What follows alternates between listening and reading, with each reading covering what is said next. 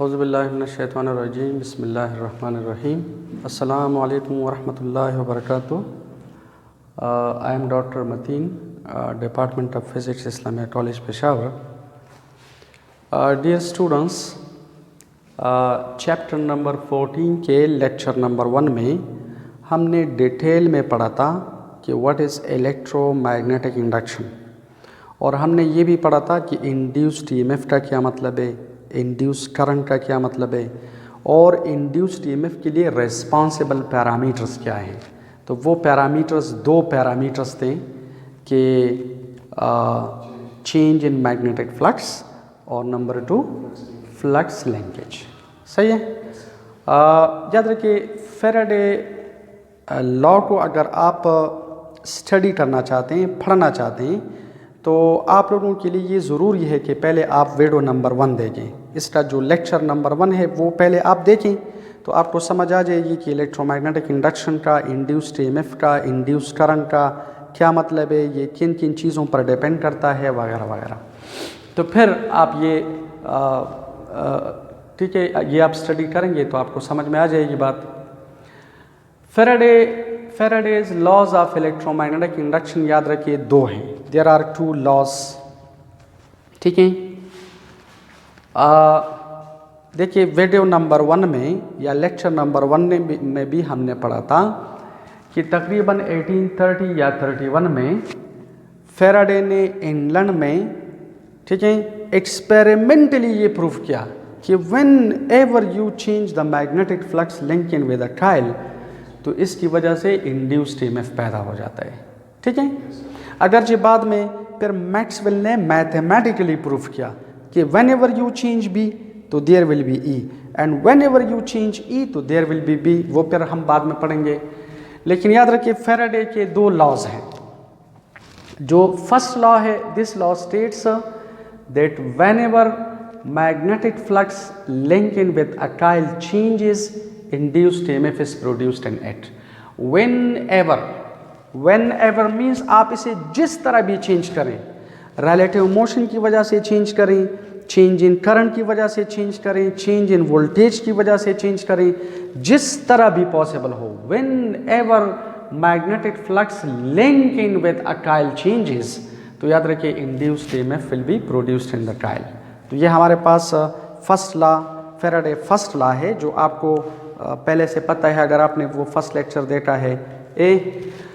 हमारे पास suppose this is a coil, metallic coil है जिसमें देयर आर फ्री इलेक्ट्रॉन्स, और this is galvanometer. Galvanometer is a current detecting instrument, और this is a magnet. अगर आप इस मैग्नेट के, मसलन ये कॉइल रेस्ट में है, और आप इस मैग्नेट के नॉर्थ पोल को कॉइल की तरफ ला रहे हैं, तो याद रखिए you are increase in the magnetic flux linking with the coil, और याद रखिए this increase in flux is responsible for induced EMF, और इंड्यूस्ड ईएमएफ की वजह से इंड्यूस्ड करंट पैदा हो जाता है। याद रखिए ये करंट किस डायरेक्शन में होगा, क्लॉकवाइज में, एंटी क्लॉकवाइज में, तो ये पर हम लेंज़ लॉ में पढ़ेंगे। For the time being forget about the direction of current. अगर आप इस मैग्नेट को अवे फ्रॉम द कॉइल ले जा रहे हैं, तो इस केस में you are decrease in the flux.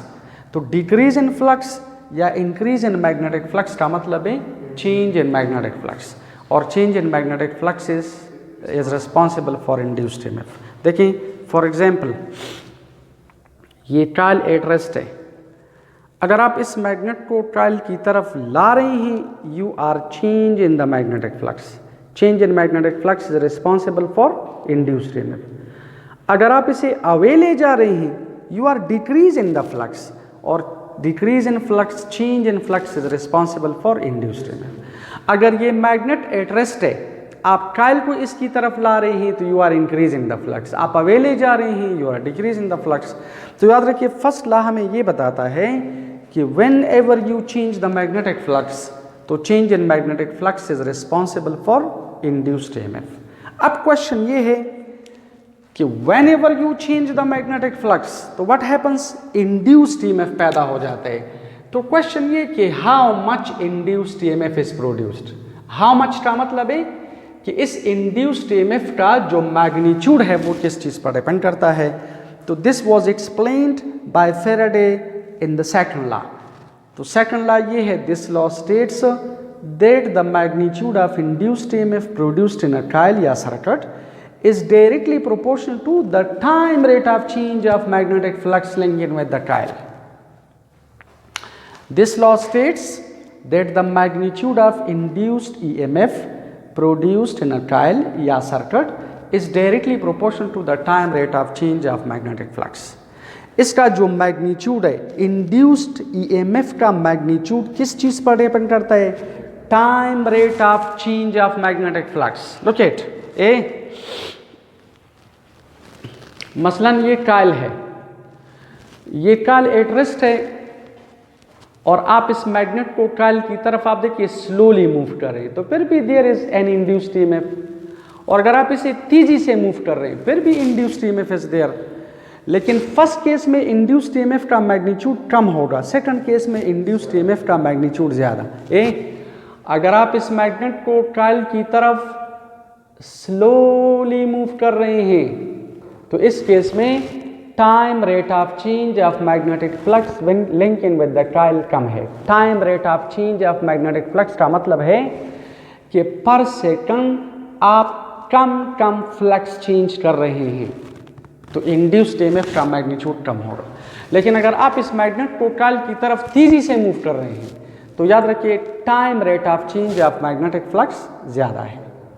अगर आप इसको तेजी से टूवर्ड्स या अवे मूव करें लाइक दिस, तो इस केस में the time rate of change of magnetic flux ज़्यादा है, यानी पर सेकंड आप ज़्यादा फ्लक्स चेंज कर रहे हैं। अगर पर सेकंड आप ज़्यादा फ्लक्स चेंज कर रहे हैं तो याद रखिए इंड्यूस्ड ईएमएफ का मैग्नीट्यूड ज़्यादा होगा। तो देखिए this law states that the magnitude of induced EMF, magnitude of induced EMF यानी how much induced EMF is produced, ठीक है, ये डिपेंड करता है चेंज इन फ्लक्स पर ना time rate of change of magnet. इस पर डिपेंड करते हैं कि आप पर सेकंड कितना फ्लक्स चेंज कर रहे हैं। इन अ कॉइल या circuit is directly proportional to the time rate of change of magnetic flux linking with the coil, ठीक है। अच्छा देखिए अब इसे मैथमेटिकली हम इस तरह लिखते हैं।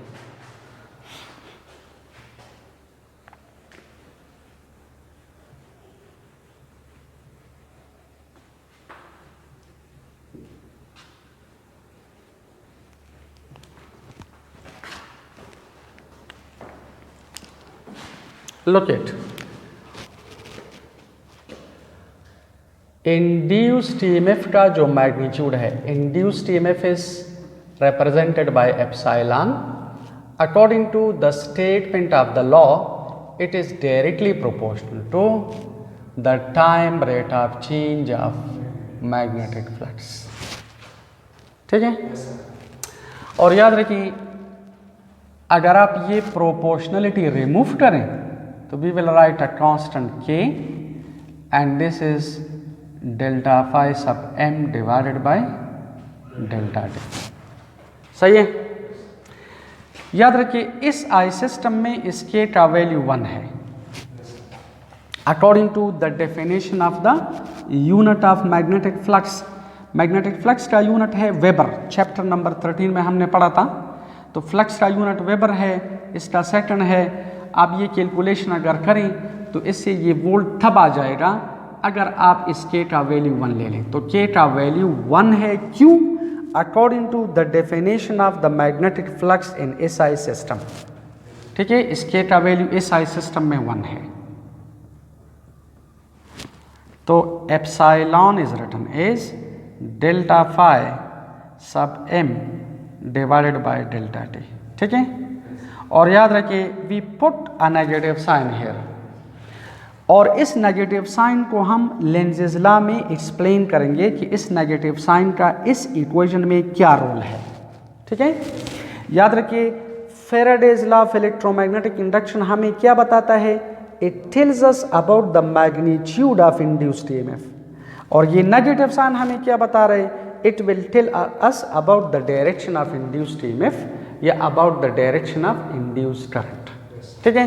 तो फॉरगेट अबाउट दिस, ये हम बाद में पढ़ेंगे this is called Faraday's law of electromagnetic induction, ठीक है, इसे हम कहते हैं Faraday's law of electromagnetic induction.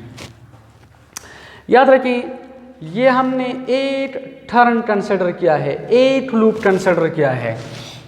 If there are n number of loops तो फिर हम इसको इन से मल्टीप्लाई करते हैं, delta phi sub m divided by delta t, ठीक है।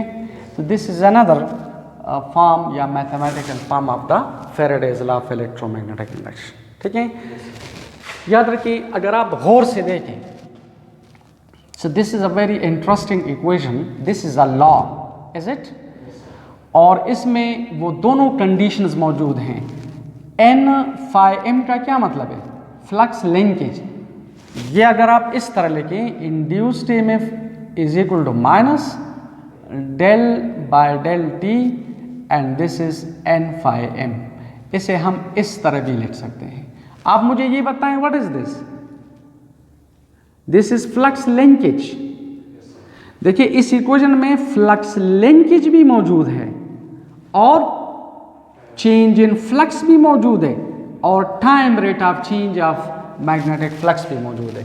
तो the time rate of change of magnetic flux given us information regarding the magnitude of induced EMF, ठीक है। इस इक्वेशन में फ्लक्स लिंकेज भी मौजूद है, फ्लक्स चेंज भी मौजूद है, क्योंकि हमने शुरू में पढ़ा था कि इंड्यूस्ड EMF के लिए, इलेक्ट्रोमैग्नेटिक इंडक्शन के लिए two things are important, change in magnetic flux और फ्लक्स लिंकेज। तो इसमें फ्लक्स लिंकेज भी मौजूद है, चेंज भी मौजूद है, लेकिन मैग्नीट्यूड के लिए ज़रूरी है कि आप इसको डेल्टा t से डिवाइड करो। याद रखिए इस फ्लक्स को अगर आप डेल्टा t से डिवाइड करें, टाइम से डिवाइड करें, तो तब dimensionally you will get voltage, you will get induced EMF, otherwise ना। अब देखिए ये जो पूरी फिजिकल नेचर है, यूनिवर्स है, ये डायमेंशनल में, देखिए डायमेंशनल जो है ये डायमेंशनली ये यूनिवर्स जो है ये पैरामीटर्स एक दूसरे के साथ लिंक्ड हैं। तो याद रखिए इससे इंड्यूस्ड EMF तब आ जाता है जब आप इसको टाइम से डिवाइड करें। देखिए एक्सपेरिमेंटली अगर आप मैग्नेट को कॉइल की तरफ मूव कर रहे हैं या अवे मूव कर रहे हैं, एक्सपेरिमेंटली इंड्यूस्ड EMF पैदा हो जाता है, लेकिन मैथमेटिकली ये इंड्यूस्ड EMF हम किस तरह जो है जस्टिफाई करेंगे? तो अगर आप इस फ्लक्स को टाइम से डिवाइड करें तो dimensionally you will get induced EMF, ठीक है। तो याद रखें ये जो इक्वेशन नंबर 1 है, ये इससे हम ये स्टेटमेंट इस तरह भी लिख सकते हैं कि देखिए कभी कभार ये जो सेकंड लॉ ऑफ फेराडे है इसे हम इस तरह भी लिख सकते हैं। From this equation we can write it like this, this law states that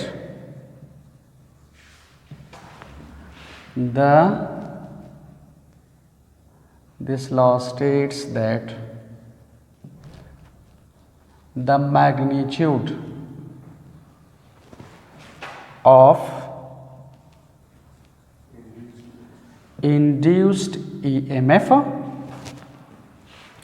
produced in a coil या circuit is equal to the negative time rate of change of magnetic flux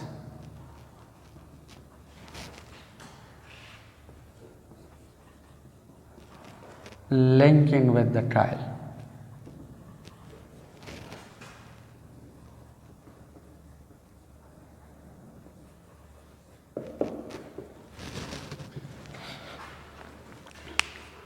आप लोग जरा गौर से सुने, ये इक्वेशन हमने कहां से डेराइव की? From the second statement of the Faraday's law. ये इक्वेशन कहां से आई?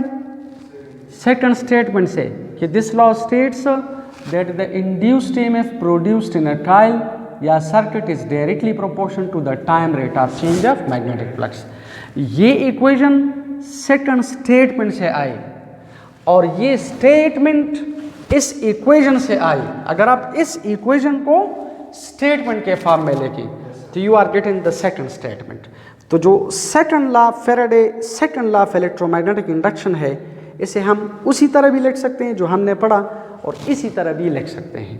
देखें, इसे अगर आप वर्डिंग में स्टेट करें तो this equation states, this law states that the magnitude of induced EMF produced in a coil is equal to the negative time rate of change of magnetic flux linking with the coil.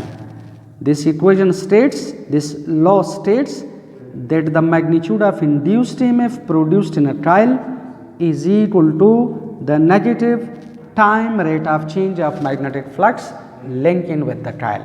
तो याद रखिए Faraday law हमें क्या बताता है? It tells us regarding the magnitude of induced EMF. और ये negative sign हमें क्या बताएगा लेंज़ लॉ में? It will tell us about the direction of the induced EMF. ठीक है, या induced current. Any question, any problem? Thank you.